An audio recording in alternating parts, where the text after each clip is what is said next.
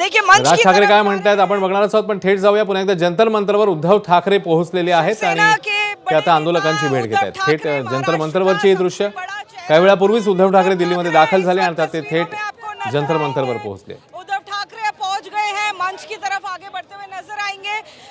महाराष्ट्र की राजनीति का बड़ा चेहरा उद्धव ठाकरे इस वक्त आपको नजर आ रहे हैं, जो कि कांग्रेस जनता पार्टी के समर्थन में पहुंचे हैं।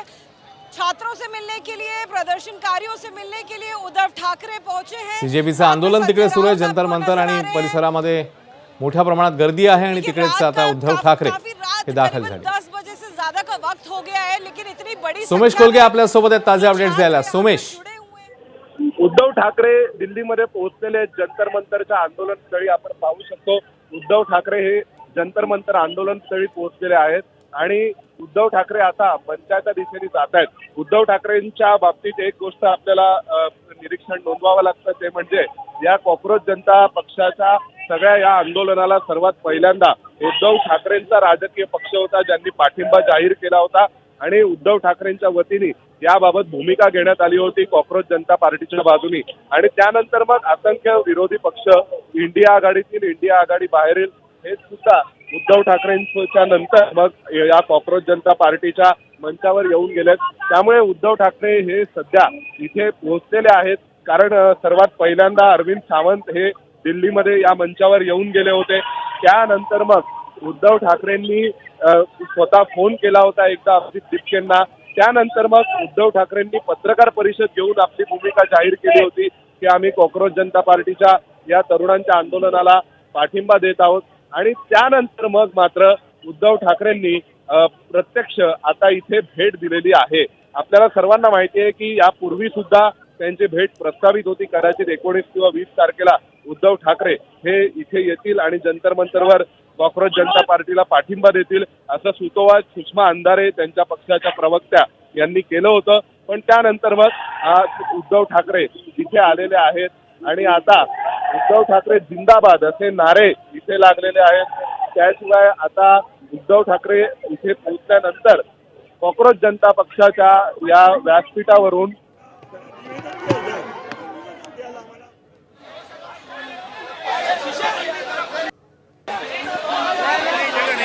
नहीं पाएंगे।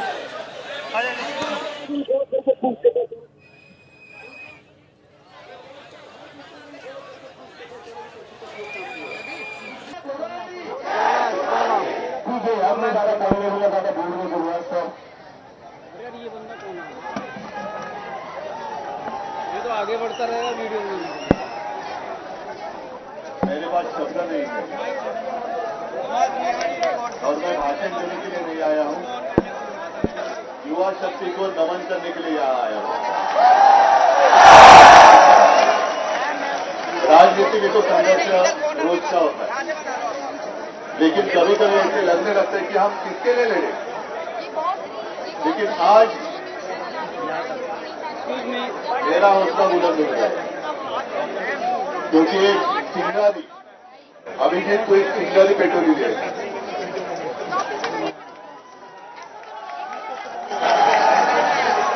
और ये चिंगारी ऐसे बोलने वाली नहीं है, हम नहीं बोलने देंगे। पहले तो मुझे ऐसे लगता था कि यहाँ मुझे आने की कोई आवश्यकता नहीं लगेगी। सरकार की हमें लग रहा था। मोबाइल ले रखा है उन्होंने, सुना अभी ठीक है। लेकिन शायद आजादी के बाद पहली बार हम देख रहे हैं, अनुभव कर रहे हैं कि ऐसी सरकार जो अपने भविष्य पर लाठियां चलाती है। आप सिर्फ युवा नहीं हो, आप इस देश का भविष्य हो। और मैं धन्यवाद देना चाहता हूं उस महानुभव को जिसने ये चिंगारी, जो मुझे लग रहा था कि बुझ गई है, वो जलाई। कौन है महानुभाव? सोनम सर बाद में आए। पहले जिसने पहले आपको कॉकरोच कहा, ये देश कोई कॉकरोच का देश नहीं है। ये देश कॉकरोच ने नहीं बनाया है।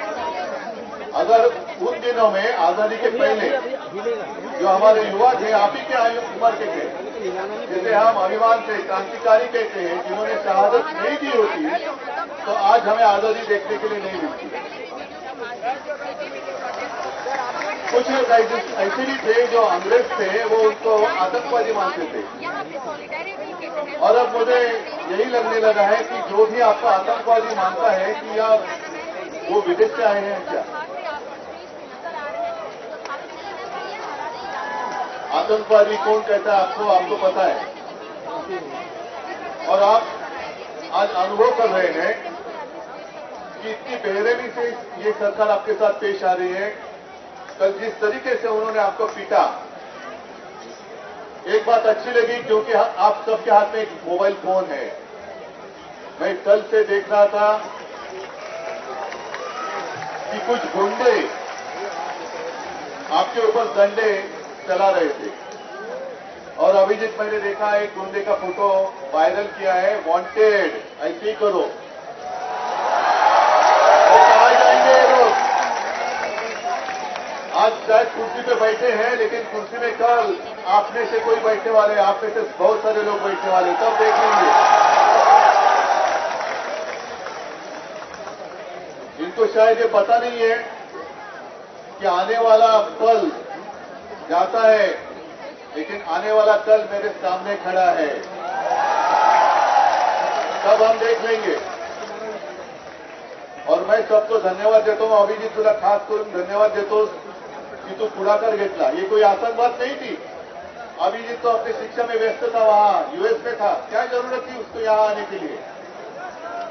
लेकिन उसको देखा नहीं गया, सहा नहीं गया कि मेरे ही देश में मेरे साथियों के ऊपर अन्याय हो रहा है। कितने सारे बच्चों ने खुदकुशी की है। मुझे लगता है यहां उसकी फोटो लगाई है। वो एक गाना है ना, वो हमेशा याद रखो, जरा याद करो कुर्बानी। वो आजादी के लिए लड़े थे हमारे जवान, जो सरहद पर खड़े रहते। लेकिन ये मेरे देश में, आजाद देश में बच्चे पेपर लीक के कारण खुदकुशी कर रहे हैं, इसको याद रखना पड़ेगा। ठीक है, चुनाव के लिए 2-3 साल है, रहेंगे, होने दो। मतलब अपने पास बहुत समय है, अब तो शुरुआत हुई है, अब हमारा जंग शुरू हुआ है। जब तक क्या मांगे हमारी मांग क्या है? सत्ता बदली करना होगा। सिर्फ एक इस्तीफे से नहीं चलेगा, पूरी सिस्टम बदली करनी होगी। अगर एक अकेले को हम निकाल लेंगे तो चलने वाली नहीं है बात। जब तक सरकार बदली नहीं करेंगे, तब तक आपकी जिंदगी में कोई बदलाव नहीं आने वाला है। और मैं तो अभिजीत को पहले दिन से कहते आ रहा हूं कि दिल्ली में आप लोग हैं, डटे रहो।